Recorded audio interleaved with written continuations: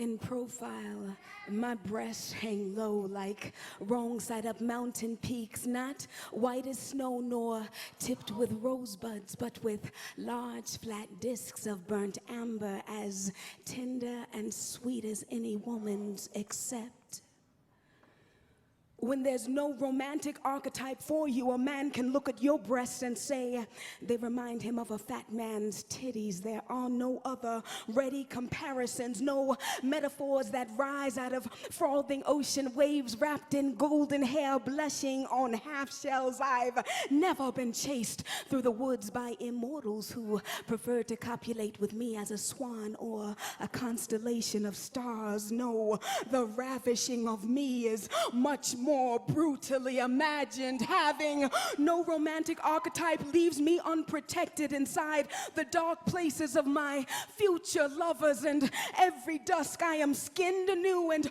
all the fantasies with no place to go are pieced together to cover my bones. I become a patchwork tale of spread-eagled lasciviousness. No courtship, no foreplay, just spread your legs, monkey bitch. You know you want this. I become that nigga wench you pull the train on, the main attraction on a cruise of Christians, the spinning caged big booty hottentot you invoke to drop down and get your eagle on. Girl, I am 14 years old and dick whipped on videotape by R&B singers whose records you still buy, because the power of myth is much greater than the reality of my adolescent self, who has never been kissed awake from 100-year slumber, never been saved from an evil queen by 7 dwarves, never been traded to Hades in exchange for springtime. I'm just a kaleidoscope of parts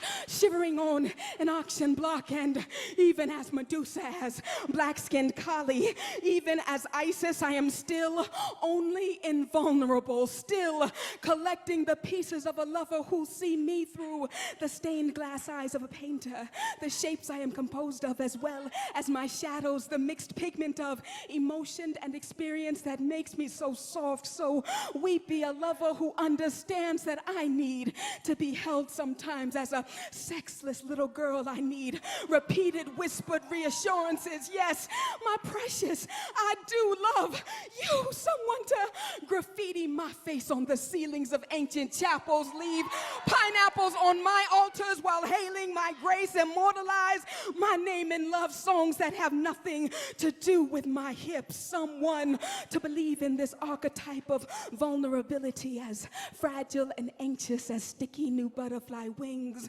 flower petals, and glass slippers, because I want to join the lovers tonight.